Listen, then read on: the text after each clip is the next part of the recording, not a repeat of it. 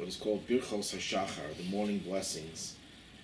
And these morning blessings were designed to express gratitude to God for all the things that we experience as soon as we wake up in the morning. And there's a series of blessings. There are different versions. Different communities have different orders of the blessings. We're following the system that goes according to the teachings of the Ari, the great Kabbalist, as they were expounded and codified by the Alter Rebbe, Rabbi Shneir Zalman of the Adi, the founder of the Chabad movement. So the order might be different in some prayer books, but the blessings are virtually identical. If we just rehash the blessings that we already covered, as soon as we wake up in the morning, we say the Moda Ani, we thank God for having restored our soul to us. So we're thanking God that we just woke up alive. Then we say a blessing in which we thank God for our bodily functions. Then we thank God again for our soul, our life, but in a more detailed manner, using God's name that we didn't do in the beginning, and discussing the descent of the soul into this world and how we're grateful to God for giving us that soul. Then we go on to describe various physical functions that occur when we wake up in the morning. The very first thing is we thank God for the wisdom that He gives the rooster, or as others interpret this, the wisdom that He puts in our hearts to discern between day and night, between good and evil, light and darkness. Then we thank God for opening our eyes, the ability to see. We thank God for the ability to move, the ability to stand up. And the last blessing that we discussed was the gratitude that we express for having given us clothing, that we are not naked, that we have clothing. And that was understood to be an expression of gratitude literally for the fact that we have clothing, and figuratively, clothing is a metaphor for the mitzvahs that we do, for the spiritual protections that we have, that God always affords us that opportunity to do so much good that protects us, that warms us, enhances us, dignifies us.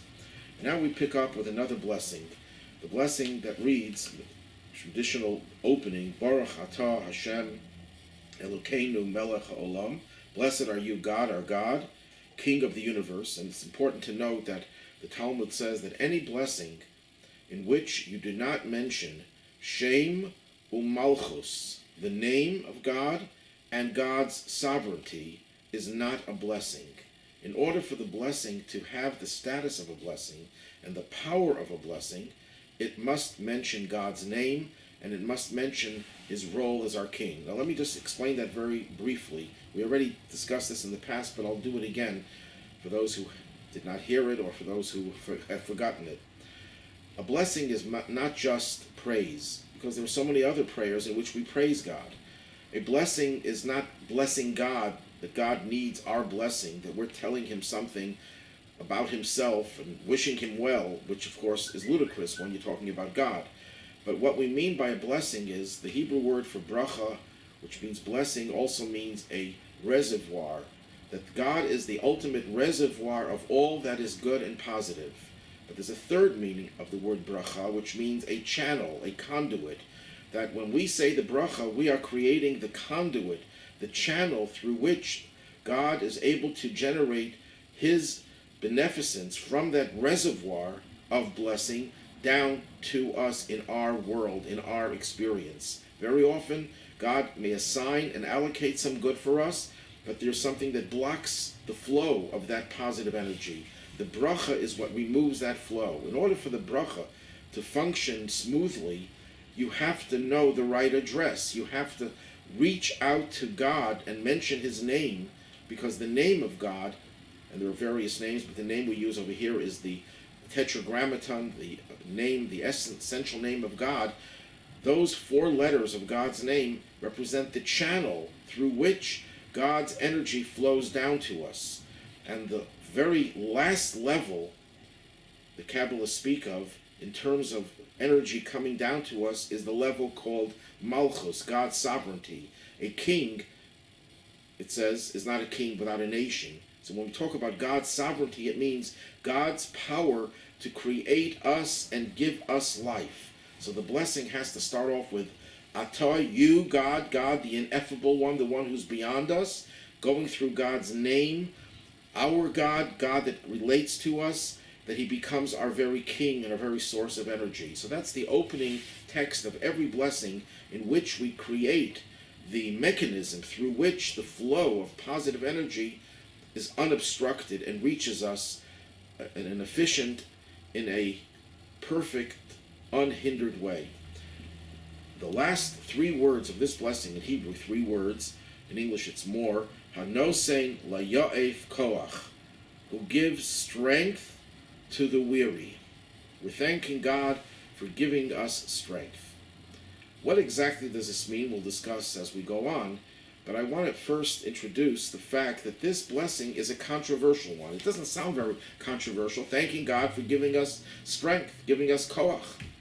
Why is it controversial? And the reason given by Rabbi Yosef Karo, among others, the Marsh, Rabbi Shlomo Luria, and others, greatest of the greatest halachic authorities living 400-500 years ago, and even earlier authorities have mentioned this, is that there's a principle that we can't just make up our own blessings.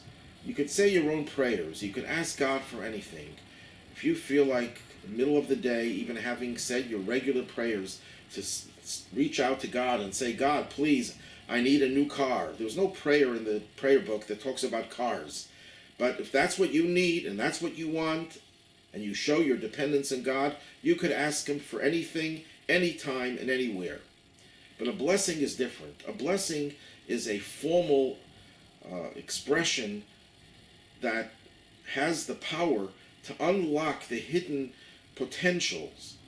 And in order for that blessing to effectuate that which it was intended to bring about, the blessing had to be composed by people who, number one, had the authority to compose those blessings, and number two, had the ability to compose those blessings. When I say ability, I don't just mean someone who knows the language. Anyone could make up a blessing, but it had the power, the ability to invest those words with the spiritual energy that they require in order for them to be effective.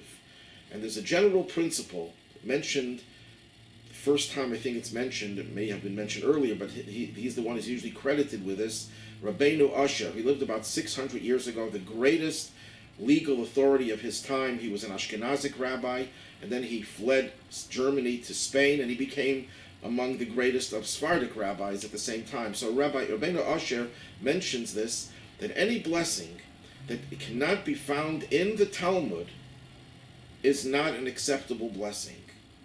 This blessing, God who gives strength to the weary, is not mentioned in the Talmud. At least in all of the versions of the Talmud that have come down to us, we cannot find that blessing. And therefore, the later authorities say, Rabbi Yosef Karo among them, it's not a blessing that we should be reciting. There are others who disagree and say, well, it was composed by great people of great stature in the period that followed the Talmudic period, known as the period of the Gaonim. The Gaonim were the sages that lived about the 6th century up until the 10th century. Most of them were in Babylonia, present-day Iraq. Among them, most people are familiar with a few of them, Rabbi Sadia Gaon, Rabbi Hai Gaon, and a few others. And they composed this blessing, and they were people of great stature, holy people, so they had the power to do it. So there's a controversy about this, as to whether this blessing should be said.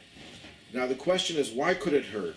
What's so terrible about saying a blessing, even if it wasn't composed by the right people? But why could it hurt? Maybe it won't do all the good that you want, but why could it hurt? And the answer is it could hurt if it is not authorized, because there's a principle that any time we invoke God's name unnecessarily, it is called a blessing in vain, or mentioning God's name in vain. And not only is it not a mitzvah, but it is also a transgression. It's a sign of disrespect, a sign of insensitivity to God's greatness and God's holiness, that we desist from using his name whenever it's not important. For example, if I want to quote a biblical verse verbatim, I can only do it if it has God's name in it if I'm reciting the entire verse. But if I recite just a phrase, I have to alter the name and just use the word Hashem or something similar to that, the name. Likewise in prayers. If I want to say a prayer, it has to be a complete prayer. It can't just be some random selection from a prayer. If the blessing, and that's especially true about a blessing, if the blessing is unauthorized, then we're better off not saying it. And there's a law that if a person made a blessing, let's say you ate some food, and you don't remember if you said the blessing, and then you recited it again, which you shouldn't have done, you're then supposed to say, Baruch Shem Kavod Malchuso La'olam Vad, blessed is the name of his glorious kingdom forever and ever, which is a way of atoning for the disrespect that you exhibited by saying his name in vain. I don't want to belabor this point. I just wanted to mention that the controversy over here is a very important one, because if it is not authorized, then we're not allowed to say it. However, the majority of Ashkenazic rabbis did accept this prayer, this blessing rather, and it also found its way in Sephardic liturgy as well, even though the Sephardic authorities initially were a little bit hesitant about this. I'm going to try to explain some conjecture as to why this blessing was embraced, even by those who were initially against it, as opposed to other blessings that did not find its way into most prayer books. Why did they compose this prayer? That's really the question we have to ask ourselves. Thanking God for giving us strength. So there is an idea that has been proposed by one of the commentators on the Siddur, known as the Iyun Yaakov, that the Middle Ages, especially in Germany, in Ashkenazi countries, was a very difficult time for the Jewish people. Difficult physically. Jews were being expelled from one country after the other. Jews were being persecuted. They were being tortured. They were being killed. They were being deprived of their livelihood. And Jews were losing their strength, their ability to stand up to all this and survive and endure the pain and the suffering. So it was important, the rabbis of Ashkenazi countries, where the suffering was most acute, to embrace the prayer that was already composed hundreds of years earlier, but hadn't actually been picked up by everyone. They felt this is the time, this is when it was composed for. And maybe the rabbis of the Talmud didn't compose it because they were so far away from the period that we're in right now, but the German rabbis felt it's important to give God thanks for the strength that he gave us to endure the bitter exile.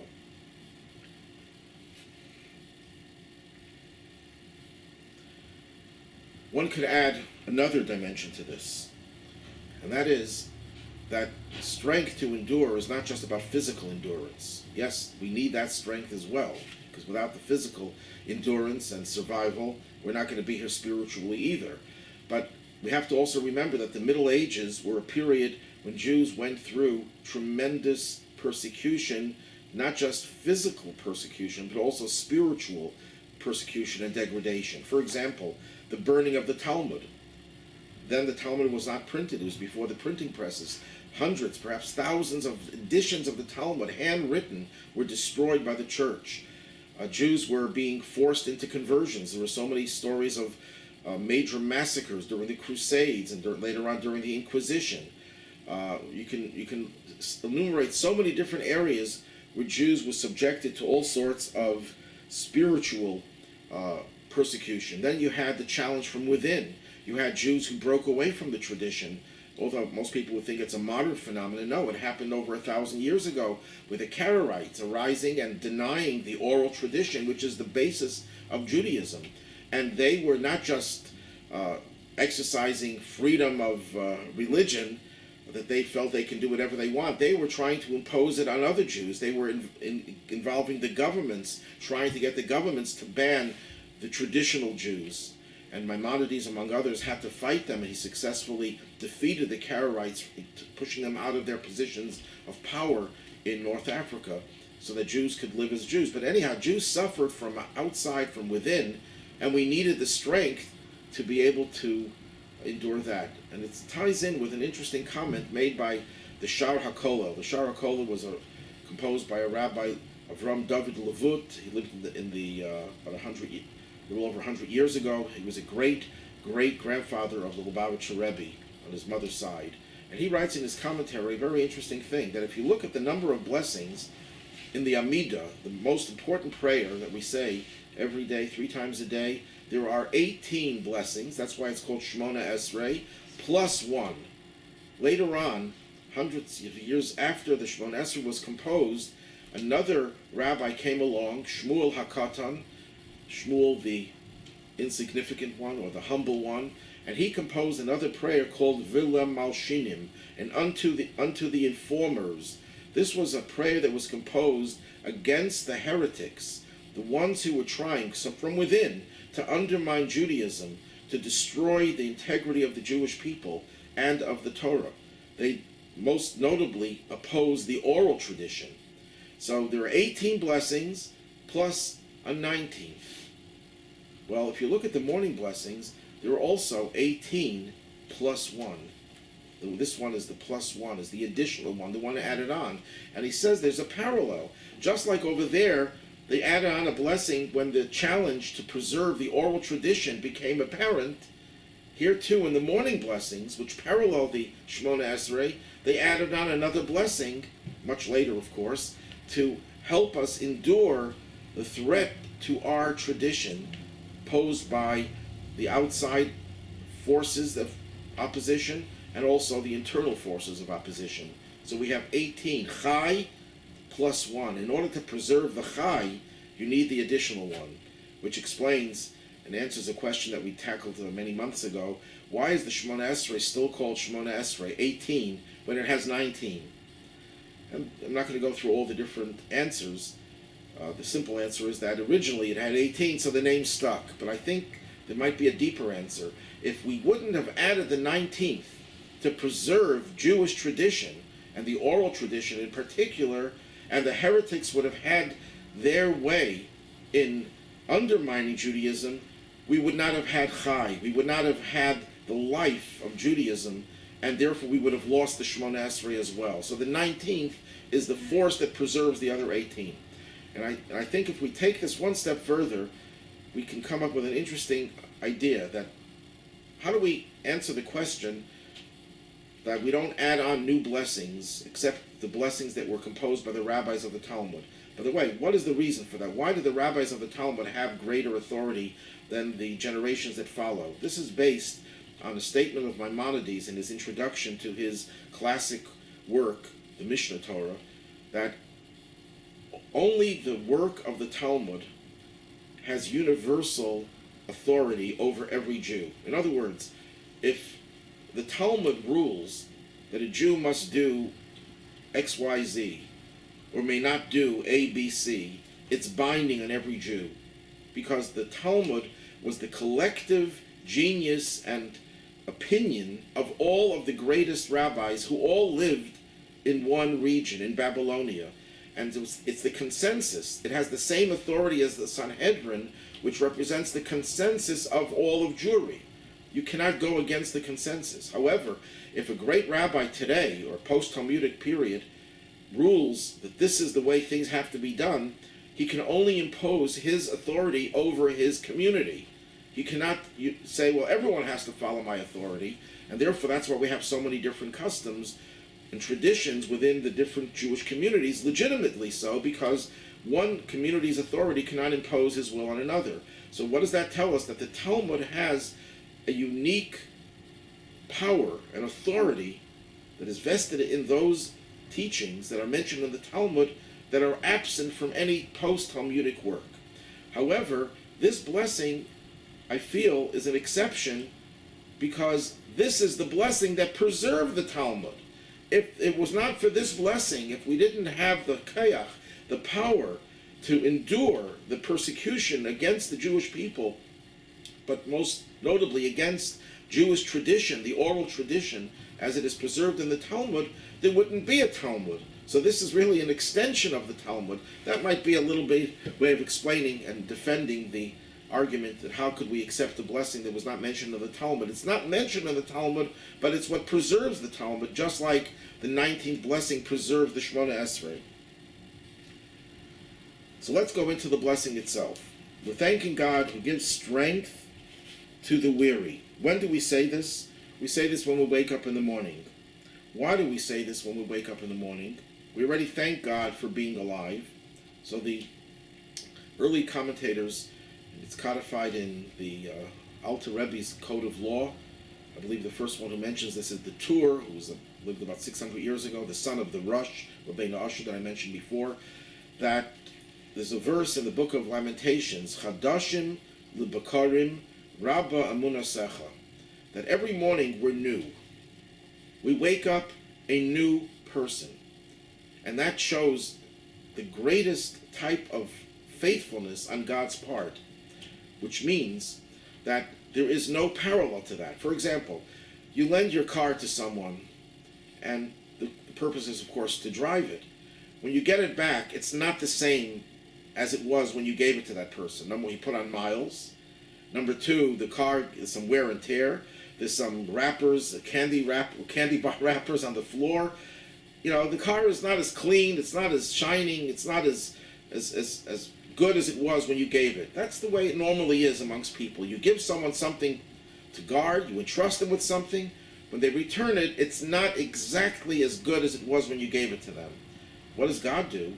We give him our soul. We're worn out, we're weary, we're ready to hit the sack, as they say. We're ready to collapse. We have no strength at all, no energy, no passion. We're just ready just to collapse. We wake up in the morning refreshed, invigorated.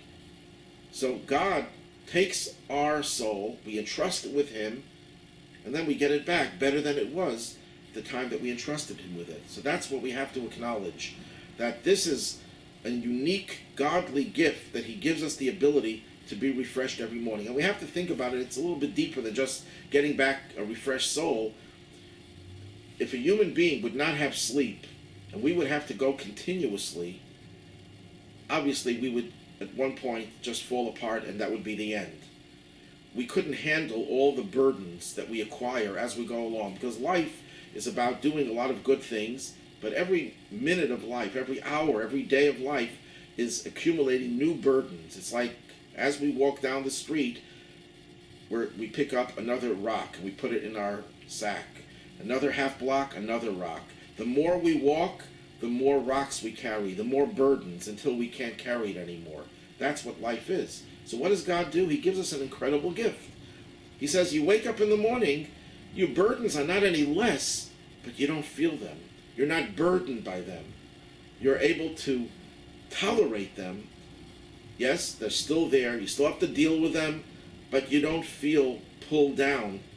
And that's what this blessing is all about. Saying, God, thank you that you give me the strength to start a new day and to put the past behind me temporarily, because it will come back to haunt us if we don't deal with it.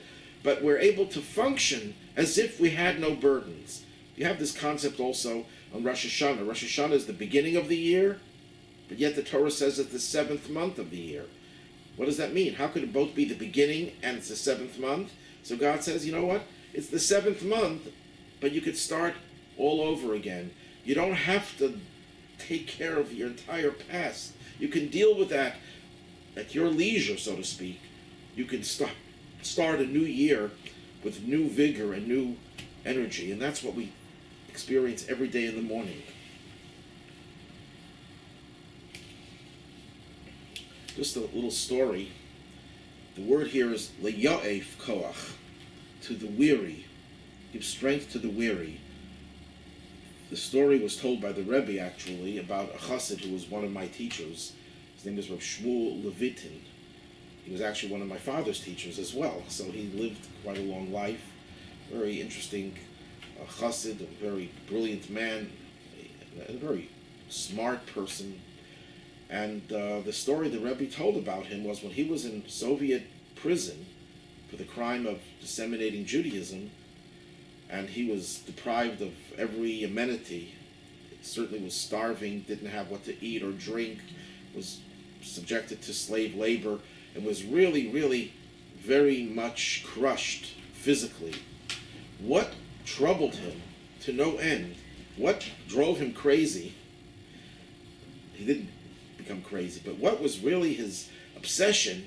When he said this blessing in the morning, he couldn't remember if the word was Ya'ef or Ayef, because in Hebrew both words mean the same thing, and one it's like the person who suffers from dyslexia. You can put one syllable before the other, but in Hebrew they're both right. In English they wouldn't be right if you invert the syllables, but in Hebrew they're both correct. They both mean the same thing. But when he said the prayer, the blessing, he wanted to make sure he's saying it right. And he couldn't remember, was it Ya'ef or Ayef? It happens to be Ya'ef, and it makes very little difference, perhaps, but that's what troubled him. The Rebbe extolled that virtue. He says, look what a Jew, in the worst of conditions, what was troubling him? Not the fact that he had no food or drink, not that he was a slave laborer, not that he was deprived of seeing his family and all the other threats to his life and existence, but he didn't know what was the correct reading of this verse. That tells you that this man was not Ya'ef. He was not weary. He had a tremendous amount of kayach, a tremendous amount of spiritual stamina and energy. And his blessing, I think, carried more weight than most other people's blessing. Now, when we say to the weary, Ya'ef, weary is, of course, a physical condition, but it could also be a spiritual weariness. Where do we find the word weary, Ya'ef, or Ayef in the Torah? The first place that I could find it is with regard to Esau. Jacob and Esau were two twin brothers, rivals, and the rivalry became much more pronounced when Yaakov is cooking lentils, and Esau comes from the field, and the Torah says, Vuhu Ayev, he was weary, and he asks Jacob for the lentils, and Jacob says, sell me the birthright. He sells it, and he disgraces the birthright. What does it mean? What does it mean that he was weary? So Rashi, quoting the Midrash, says, weary is an expression used in the book of Jeremiah as a reference to people who commit murder. That Esau had just come back from his first murder, and that was the day they were mourning the death of Abraham, and that Esau's actions was the ultimate repudiation of his whole family tradition, and that's why Jacob felt compelled to take away the birthright, because he was no one to inherit the legacy of Abraham and Isaac. But anyhow, that's not the subject at hand. But where do we find the word ayev, weary? It's used in the context of someone who commits a crime. Why is someone who commits a crime weary? Why are they tired? Because the soul, which is the conscience within us, suffers a major depletion of its energy. It's like when you spill someone else's blood, whether it means murder or any other crime, you're spilling your own blood as well. You're taking your own blood, the energy that you have, the spiritual energy, and you're channeling it into the forces of evil. The Torah, when it speaks about bloodshed, it says, Shofech dam ha'adam be'adam, one who spills the blood of man in man. That's a very cryptic expression. And the Kabbalist, in the Hasidic literature, it explains that blood is the symbol of life. There are two prototypical men or people. There's the Adam de Kedusha, there's the holy person, and there's the unholy person, the unclean, the impure. When you commit a crime, and murder is the ultimate crime, you take the energy from the holy model of humanity and you divert it and channel it into the unholy. That's where we find, that's what makes you weary. You lose your energy, you lose your blood, you lose your own blood. So this could also be an interpretation of the blessing. You're thanking God that perhaps when we went to sleep last night, we were weary. We had lost some of our spiritual energy. Maybe we transgressed. Maybe we did things that weakened our soul.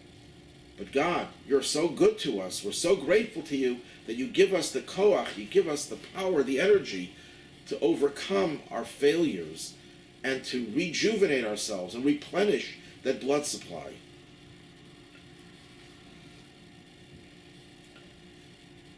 We, today, in this period that we're in right now of history, we are weak. That's one of the explanations given why this blessing is so important, even in the physical sense, that there's an understanding amongst authoritative Jewish texts that as generations progress, we actually become weaker, physically weaker. We might have more gadgets and more toys that help us do the things that we do, and maybe because of that we don't use our bodies as much, so we're physically weaker. But that physical weakness parallels a spiritual decline as well. So we're living in an age where we need more kayach, we need more strength. Now, here's the paradox. On one hand, we're a much stronger generation spiritually because we have the cumulative energy of all the past. But we on our own, without the past giants upon whose shoulders we stand, are actually very weak and vulnerable. And that's why we say to God, thank you, God, blessed are you, for giving us, we are the weary ones. That's why the blessing was not said perhaps in the Talmudic period, because they were not weary. We are the weary ones, and we need the strength. Why do we say the blessing at this point? We already thank God for getting up in the morning. That would have been the proper place to say. Thank God for giving us our soul, and thank God for giving us strength.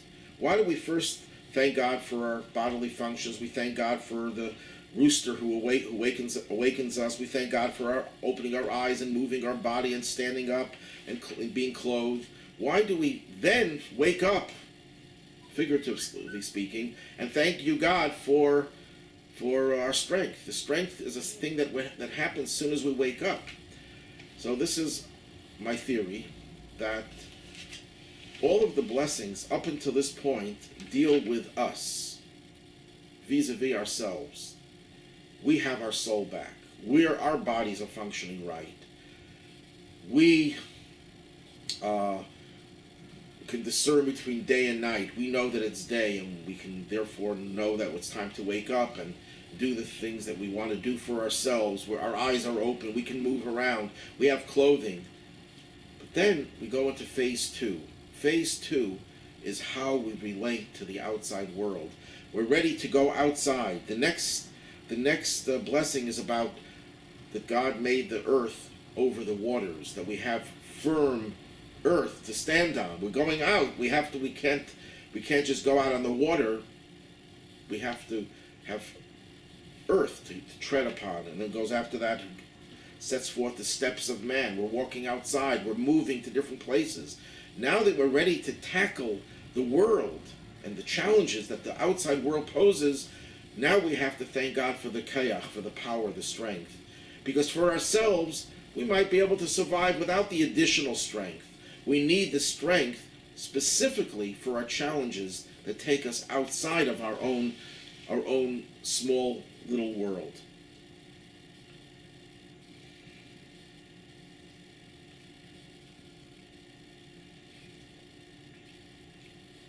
Now, the spiritual meaning of the preceding blessing, God clothes the naked. In the last class, we discussed how the Arizal said that there are people who are naked in a spiritual sense, because a mitzvah is a garment. The mitzvah clothes us, warms us, expresses our humanity and our divinity. And when a person doesn't have mitzvahs, they're naked.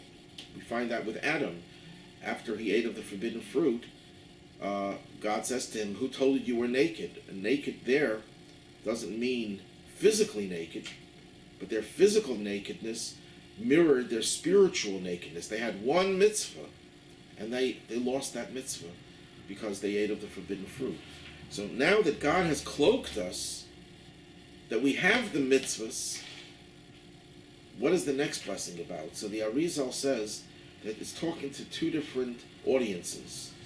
There are people who are really hurting spiritually. They are naked, and God has to clothe them. But there are some people who do have garments. They're not spiritually bereft of garments, but their garments are weak. They're soiled. They're not very effective in protecting them from the elements. Those are people who don't do big sins, people who do little sins. and they need the strength that their garments should be strong. But then, the question one could ask, according to this, why does everyone say both blessings? If we sinned a lot, say the blessing He clothes the naked, because we're naked. If we sinned very little, then thank you, God, for giving us strength. Why does everyone say both blessings? So the answer might be that, yes, in general, it's addressed to different audiences. It's addressed to people who sin more. This blessing's for them, and the other blessing is for those who sin less. But all of us have two levels of transgression. There's a part of us that sins because we're rebellious. That's the more serious part of our failures. That's the time when we don't have spiritual clothing, because the rebelliousness is a more severe form of transgression. And then there are the small things that we do, the minor things that we do that we don't even realize that we did. Even the things that we do unintentionally are also sins, because they're an expression of lack of sensitivity or awareness. So that's a little bit less severe.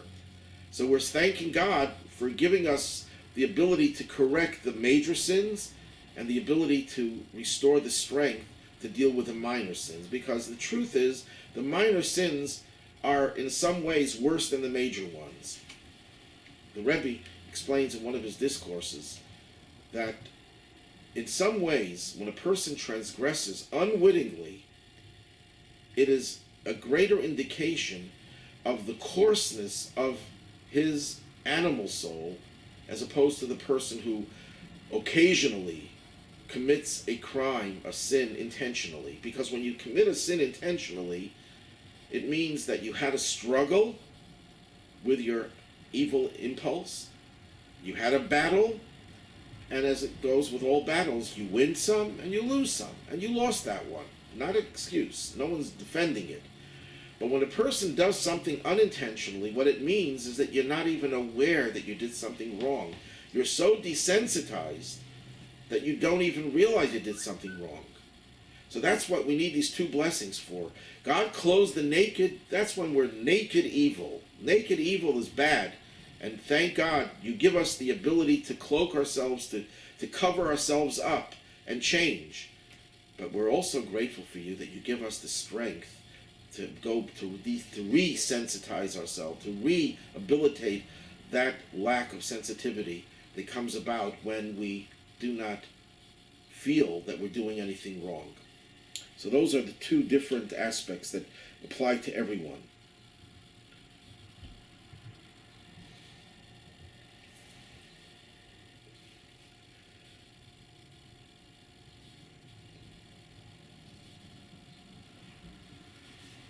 In Hasidic literature, we're told that there are two different types of strength.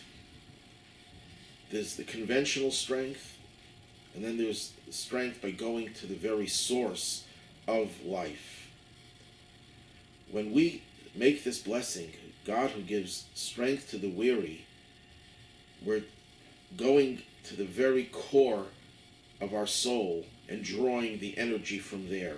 And the analogy given is, if you have an underground spring and it flows into a pool, and the pool somehow there's an obstruction and the water does not go through, a fool might say, oh, the pool has to be widened.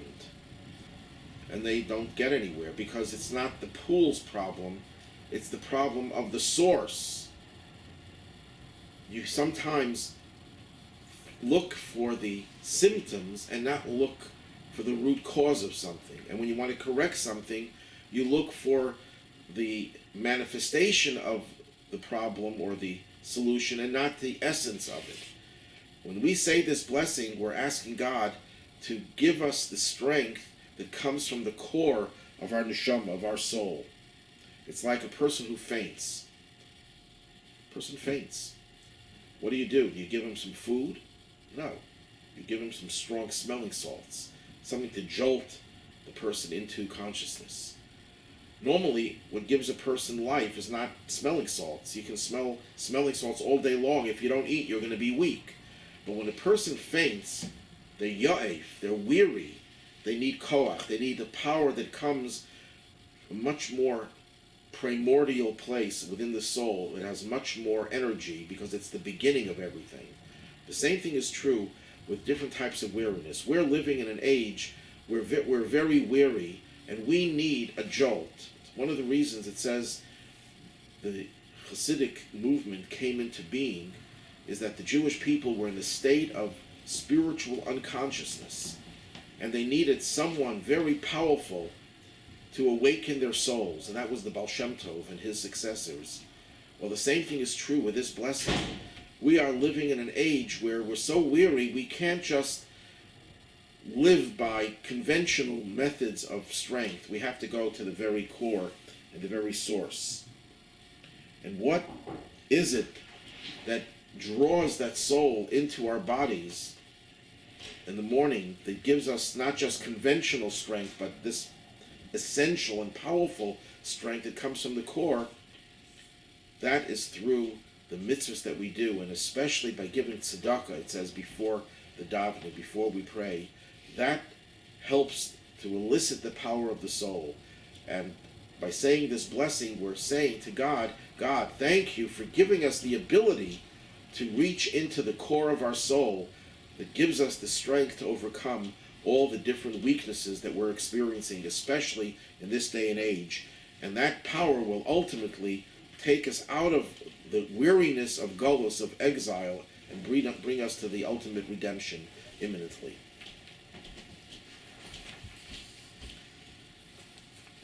And God willing, next week we hope to continue with the next blessing. Can I ask you a question? Sure. I don't know if I'm totally understanding about the